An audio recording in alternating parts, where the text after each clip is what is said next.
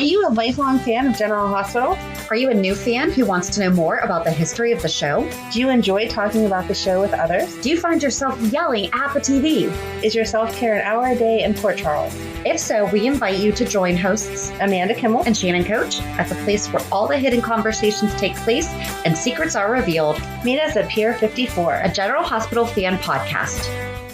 Hello. Hi. Welcome to the Port Charles 411. Today we're going to discuss a movie called Carpool Guy. Okay, I need to know how you found this movie. Amazon. It just, you stock soap stuff so much, it just pops up and it's like, hey, you need this. I actually don't even remember. I think that I sent you a screenshot though, didn't I? So back in May, when I sent you the picture, I said, so I found this movie on Amazon and it came today. We need to do a show about it. Okay, I'm now forever going to make fun of the fact that Amazon knows you just want soap stuff. Hey, And in case you're interested, there are only 6 left in stock. And right now it's $8.08 on Prime. Yeah, so I actually can't even remember what I was looking for when I found it, but it popped up. And so the cover is, it has the traffic, what you see always the city signs, names. It's green. And then it has a cardboard sign being held up by a guy. And my husband was making fun of me because he's like, you looked at that and knew that was Anthony Geary? I'm like, yeah, his eyes. So Anthony Geary plays a homeless man. So where do we want to get started? Do we want to get started on who's in it? Yeah, start with who's in it and then we'll go with the storyline. Okay, so it was actually directed by Corbin Bernsen, and he played Michael. And so it's advertised as 10 of the world's favorite daytime stars change lanes in this wickedly funny corporate comedy about life, love, and other bumpy rides. It's almost kind of Office Space-ish. It's like Office Space-ish. Okay, I'll take your word for it. You've never seen Office Space. Okay. I'm sorry I make you so mad with all the movies I have not watched. I promise you I don't just sit around and watch TV all the time. But see, I do. I sit around and watch TV way too much. But I watch TV. I don't watch movies. Because usually I'm watching stuff with the kids. So either it needs to be that rating, which is hard to find a good movie. Yeah. And it needs to be not a movie because they don't have the attention span for it unless it's a total teen show that then I don't want to watch. So I know that a friend of yours just gave you a list of potentially life-changing movies, which some of them I don't agree with. You need to add Office Space onto that. I'm not going to say it's going to change your life, but it is, first of all, so many good quotes, and it is funny. Okay. I will add it. Okay. I'm going to have an ever-running list of movies people think I need to watch. Yep. But you watched Carpool Guy. I did. Yeah, it's not that I won't watch movies. Also, I was kid-free for the week, so True. I watched Carpool Guy. And it's soap actors, so of course. There was nothing bad. Emily was home that day, and I said, do you want to watch this with me? And she had no interest, but she could have watched that movie. Oh, Madeline could have, easily. Yes. There was nothing. Yes, it is kid-friendly. Yeah. So I don't even know that there's a bad word in it. That's what I was just trying to think, too. There might have been. I think there might have been a bad word or two, but nothing. It's PG-13. Nothing worse than what you're hearing on the soap. So. Right. So back to the actors. So directed by Corbin Bernsen, he plays Father Todd Williams on Young and the Restless, and we also had him on General Hospital as Carly's dad, John Durant. I love the actor, but I just don't like him. As soon as I saw him, I was like, oh, you're such a jerk. He was good on Psych. Okay, it's a show. Stop referencing things I don't know. I didn't know that you didn't know it. It's a TV show. You just went on a rant about how you only watch TV. Actually, that might not be a bad one. It's not bad. It's actually, that'd probably be a fun one for family. It was on USA. Okay. So I'll check it out. Corbin actually cast his real life mom, Jeanne Cooper, as Mrs. Lansford, who's also known as Catherine Chancellor on Young and the Restless. I knew her. I just didn't know. Mm-hmm. You know what I mean? Yeah. Whatever. All right. No. So my favorite, obviously, is Sean Kanan because we actually talked to him. He's like our BFF now. Of course. Even though he probably doesn't know that he is. He is in my life. And he's AJ and Young and the Restless, Deacon Sharp. So he was like a main character in this. He was. So I liked that. Kind of a jerk. But he was also... Yeah. He was your backstabbing friend. Right. When we talk about the movie, we can get into more of whatever. He wasn't a jerk if his life would have been different in the movie. Mm-hmm. Yeah. Does that make sense? It will when we talk about it in a minute. And then Rick Hearst, who I always want to say his last name like Rebecca's and add a B in there, and it's not. It's Hearst. And I like that he's Rick in real life and Rick on GH, because then I can keep track of who all he is. And he's been in everything else. Scott Banning on Days, Alex Michael Spaulding on Guiding Light, Matt Clark on Young and the Restless, and Whipple, what did your handwriting say there? Jones. Oh, okay. Whipple Jones on Bold It and took me a Beautiful. second to read it too, so don't worry. Normally I can read it, but you were jotting that down right beforehand.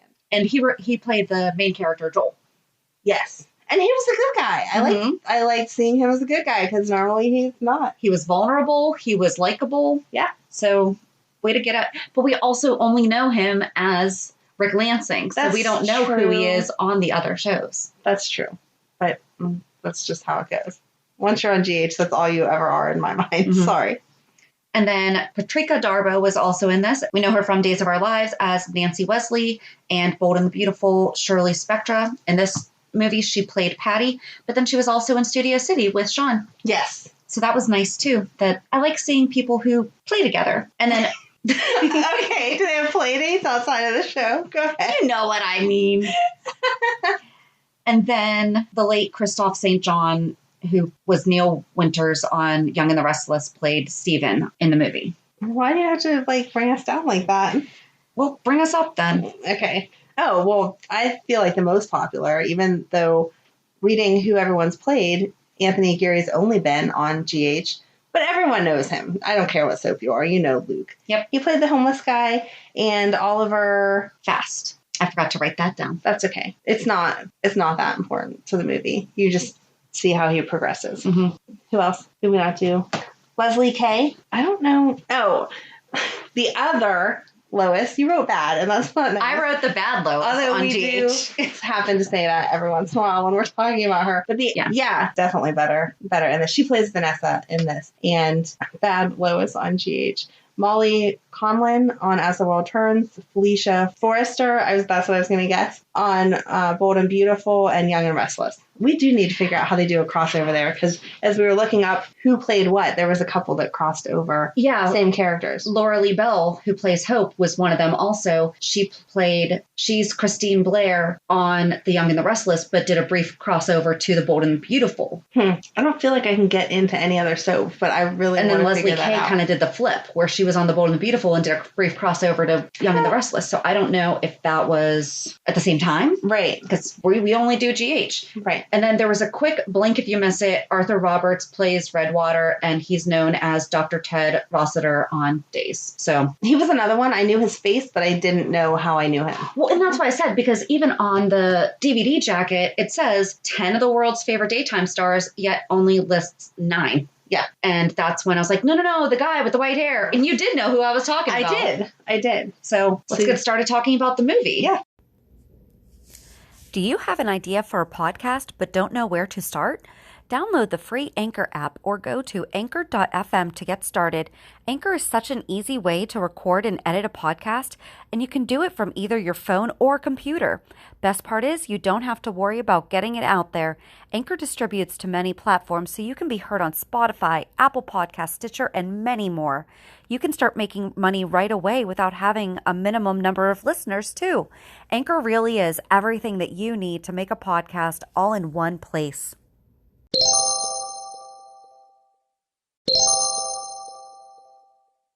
So we'll just read you the synopsis, which is Rick Hearst stars as Joel Goodman, an advertising executive determined to excel in his marriage and career. When his workaholic colleague unexpectedly passes away, Joel and his friend Tom, Sean Kanan, are forced to battle it out for the promotion and the coveted corner office. Convinced that his daily crawl in Los Angeles traffic is taking a toll on his career, Joel decides to pay a homeless man, Anthony Geary, to sit in the passenger seat of his car so he can use the carpool lane. I'm sorry, that's actually kind of genius. It is.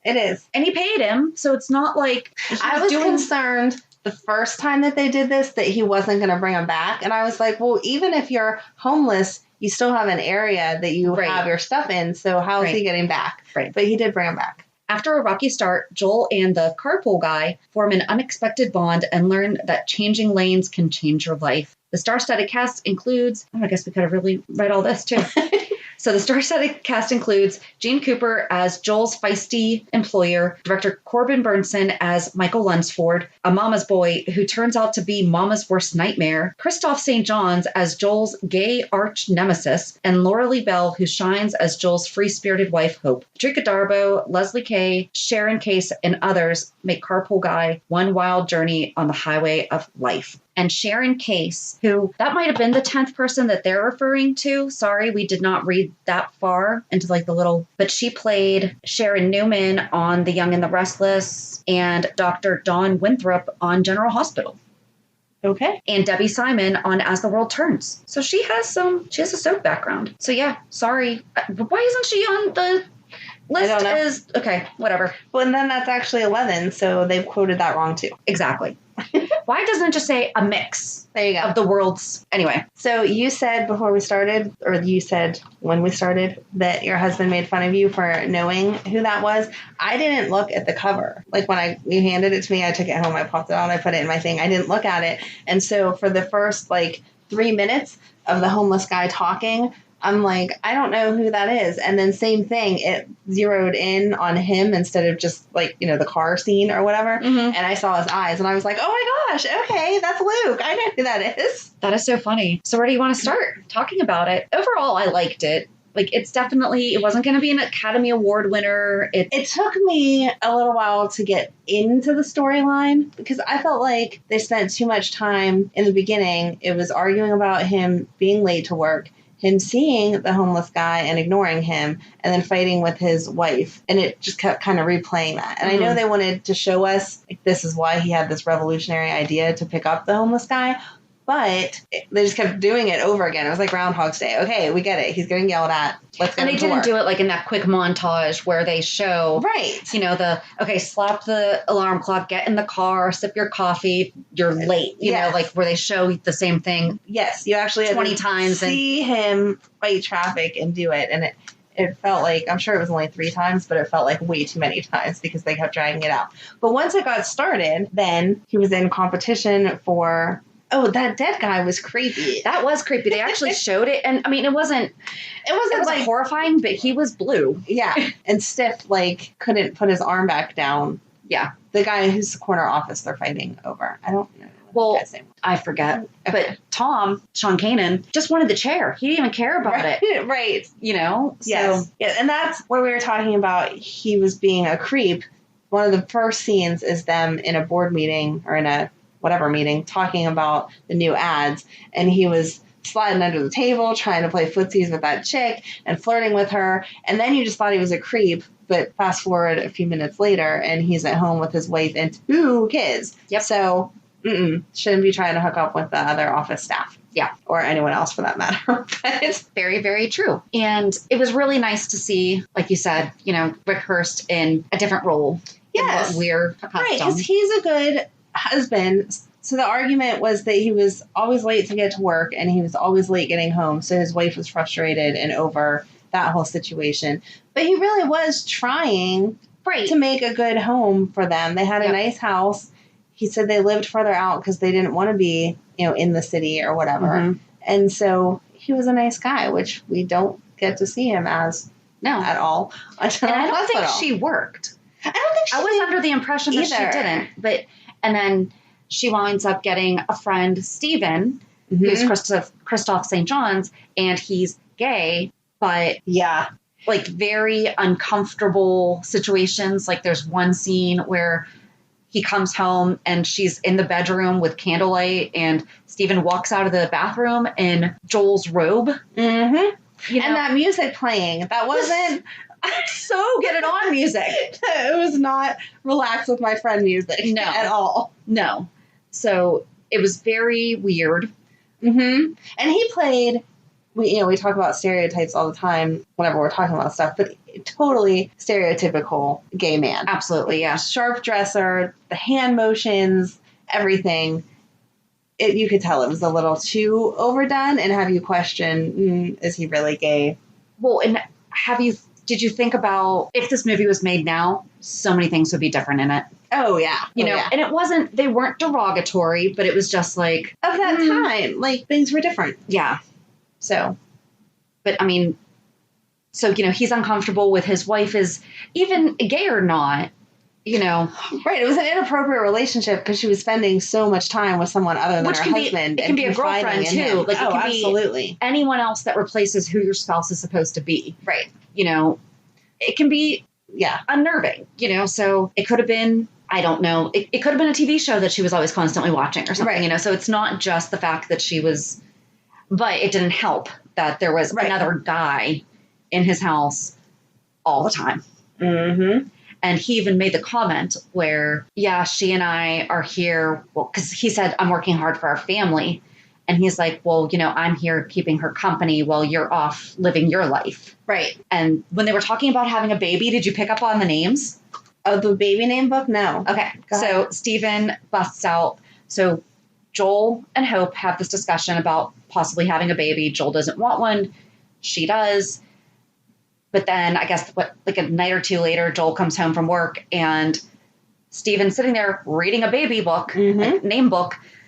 And Joel's looking at her like, why does he know this is possibly happening in our life? Right. Or why this is even a discussion. Right. We hadn't decided we're doing it yet. So why are we picking out baby names with our best friends? Right.